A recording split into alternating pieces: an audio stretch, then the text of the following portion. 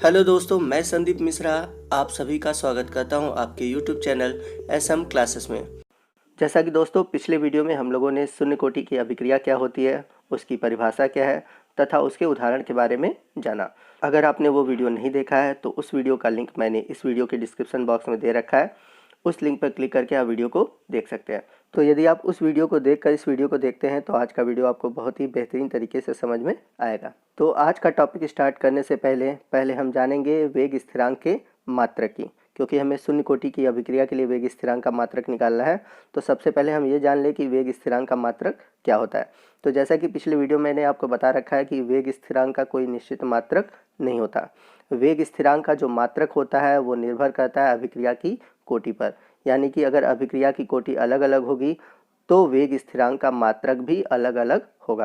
तो इस पॉइंट को याद रखिएगा कि वेग स्थिरांक का कोई मात्रक नहीं होता और वेग स्थिरांक का मात्रक निर्भर करता है अभिक्रिया की कोटि पर। तो आज के इस वीडियो में हम बात करेंगे शून्य कोटि की अभिक्रिया के लिए वेग स्थिरांक का मात्रक। तो सबसे पहले हम लिखेंगे शून्य कोटि की अभिक्रिया के दर का नियम। तो जैसा कि पिछले वीडियो में हम लोगों ने दे रखा है कि अभिक्रिया की दर बराबर वेग स्थिरांक इंटू आर की सांद्रता के घात 0। तो यहाँ पर जो ब्रैकेट है वो मैंने बता रखा है कि यह सांद्रता को प्रदर्शित करता है। चूँकि यह शून्य कोटि की अभिक्रिया है इसलिए यहाँ पर जो घात लगेगा वो लगेगा 0। और यहाँ पर आर क्या है, अभिक्रियक है। और यदि यहाँ पर शून्य कोटि की अभिक्रिया की जगह प्रथम कोटि की अभिक्रिया रहता तो यहाँ पर शून्य की जगह 1 होता। तो अभी हम सांद्रता के घात 0 इसलिए रखें क्योंकि यहाँ पर हम चर्चा कर रहे हैं शून्य कोटि की अभिक्रिया के लिए। जैसा कि हम सभी जानते हैं किसी भी वैल्यू के घात पर पावर 0 हो तो उसकी वैल्यू हो जाती है 1। तो इस आधार पर इस समीकरण को हम थोड़ा चेंज कर देंगे, यानी कि हमारा जो नया फार्मूला आएगा वो इस तरह आएगा, अभिक्रिया की दर बराबर के, क्योंकि आर के पावर 0 जो था उसकी वैल्यू क्या हो गई, 1 हो गई। तो अभिक्रिया की दर के लिए हम लोगों ने फार्मूला पढ़ रखा है कि अभिक्रिया की दर बराबर -dr/dt। तो आर का मतलब हम सभी जानते हैं अभिक्रियक है और डी का मतलब है अभिक्रिया में परिवर्तन। यहाँ पर माइनस चिन्ह क्यों लगा है, क्योंकि मैंने आपको बता रखा है कि जब भी किसी अभिक्रिया में जो अभिक्रियक होता है उसका समय के साथ सांद्रता में कमी आती है, इसलिए यहाँ पर हम माइनस चिन्ह का प्रयोग करते हैं। अब यदि हम इसे वेग स्थिरांक के रूप में लिखें यानी कि के रूप में लिखें तो हमारा फार्मूला क्या बन जाएगा, के इक्वल टू -dr/dt, क्योंकि हमें यहाँ पर वेग स्थिरांक का मात्रक निकालना है। तो इसके लिए फार्मूला मैंने क्या बताया था, मतलब इसको उल्टा कर दे तो के बराबर क्या हो जाएगा, -dr/dt। तो हम सभी जानते हैं ये जो आर है, आर के बाहर जो ब्रैकेट है ये सांद्रता को प्रदर्शित करता है और सांद्रता का मात्रक होता है मोल पर लीटर, यानी कि मोल बटे लीटर। तो हम यहाँ पर मोल बटे लीटर लिख सकते हैं। और यहाँ पर जो टी है वो समय है और समय का मात्रक हम सभी जानते हैं क्या होता है, सेकंड होता है। तो इस तरह से शून्य कोटि अभिक्रिया के लिए वेग स्थिरांक का मात्रक होगा मोल प्रति लीटर प्रति सेकंड, या फिर मोल लीटर के पावर -1 सेकंड के पावर -1। तो ये जो वेग स्थिरांक का मात्रक हमें मिला हुआ है ये सिर्फ शून्य कोटि की अभिक्रिया के लिए है। प्रथम कोटि की अभिक्रिया या द्वितीय कोटि की अभिक्रिया या फिर तृतीय कोटि की अभिक्रिया के लिए वेग स्थिरांक का मात्रक अलग होगा।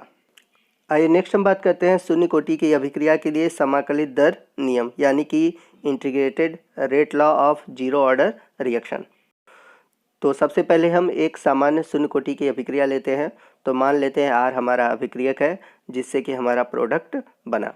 तो यहाँ पर 0 समय पर जो अभिक्रियक की सांद्रता है वो मान लेते हैं R0 है और प्रोडक्ट की कोई सांद्रता नहीं होगी, क्योंकि जब अभिक्रिया प्रारंभ होती है यानी कि 0 समय पर अभिक्रियक की सांद्रता अधिक होती है और प्रोडक्ट की कोई सांद्रता नहीं होती।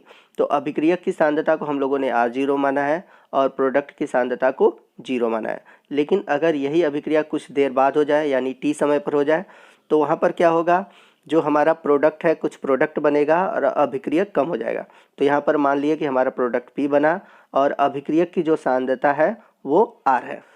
तो यहाँ पर हम इस प्रकार कह सकते हैं कि R0 है वो अभिक्रियक की प्रारंभिक सांद्रता है और R जो है अभिक्रिया के पश्चात सांद्रता है।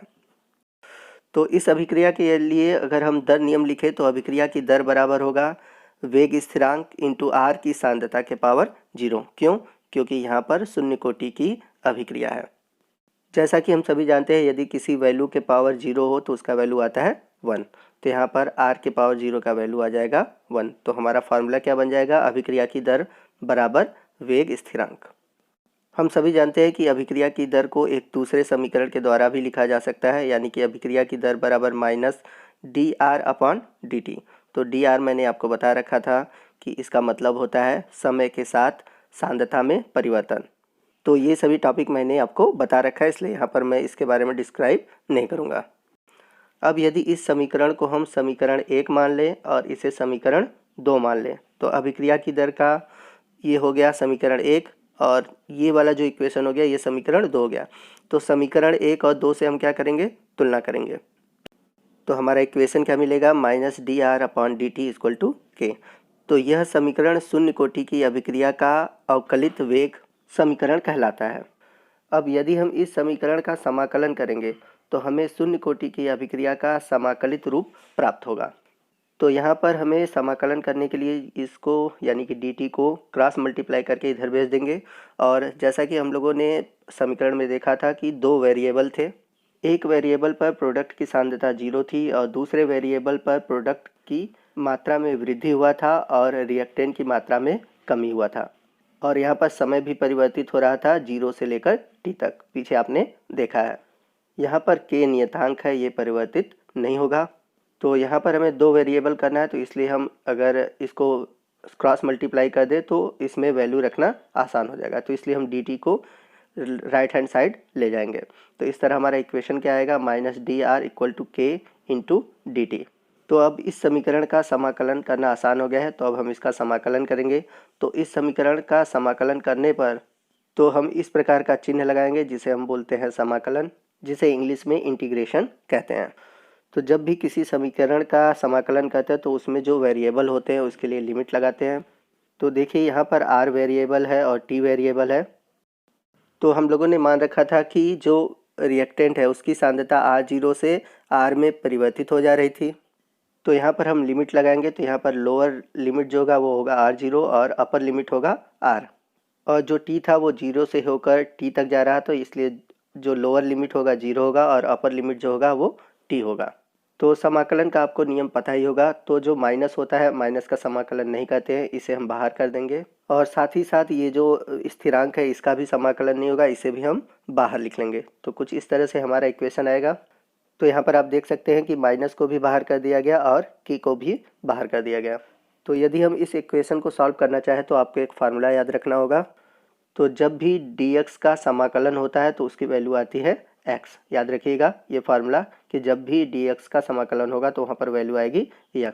तो जब भी हम इस इक्वेशन का समाकलन करेंगे तो यहाँ पर जो x की वैल्यू है वो हमें r प्राप्त होगी। तो जब इस आधार पर हम इस समीकरण को सॉल्व करेंगे तो कुछ इस तरह से समीकरण हमें प्राप्त होगा। तो इस प्रकार से जब हम समीकरण को सॉल्व करेंगे तो यहाँ पर मिल जाएगा हमें r की सांद्रता और t की सांद्रता, और साथ ही साथ इनकी लिमिट भी लगा दी गई है। अब लिमिट के आधार पर इनका हम एक्सपेंशन करेंगे तो हम क्या लिख सकते हैं, तो यहाँ पर अपर लिमिट r है तो r माइनस, और लोअर लिमिट है r0 तो यहाँ पर माइनस r0। उसके बाद k नियतांक है और अपर लिमिट है आपका t और लोअर लिमिट है 0 तो t माइनस 0। तो यदि इस समीकरण को हम आगे सॉल्व करें तो यहाँ देखेंगे कि t में से अगर 0 घटाएंगे तो t ही मिलेगा। तो यानी यहाँ पर हो जाएगा कि k इंटू टी। तो इस तरह से हमारा इक्वेशन कुछ इस तरह से आया। अब इस समीकरण में जो माइनस है इसे हम अंदर करेंगे, यानी कि इसे हम ब्रैकेट के अंदर करते हैं। तो r0 जो पहले माइनस था, तो जब ये माइनस अंदर जाएगा तो ये प्लस हो जाएगा, यानी कि r0 आपका क्या हो जाएगा, प्लस हो जाएगा। और r के बाहर माइनस है तो वो माइनस ही रहेगा, यानी हम इस इक्वेशन को ऐसे भी लिख सकते हैं r0 माइनस r। तो इसलिए मैंने r0 को बाहर लिख दिया, इसलिए लिख दिया क्योंकि वो प्लस हो जा रहा है, और r माइनस जो है उसको अंदर कर दिया, और kt जो हमारा वैसे ही रहेगा। अब चाहे तो हम यहाँ पर k के इक्वल निकाल सकते हैं, यानी कि k equal to r0 minus r upon t। तो ये जो समीकरण आपको प्राप्त हुआ है यह समीकरण है शून्य कोटि की अभिक्रिया का समाकलित वेग समीकरण।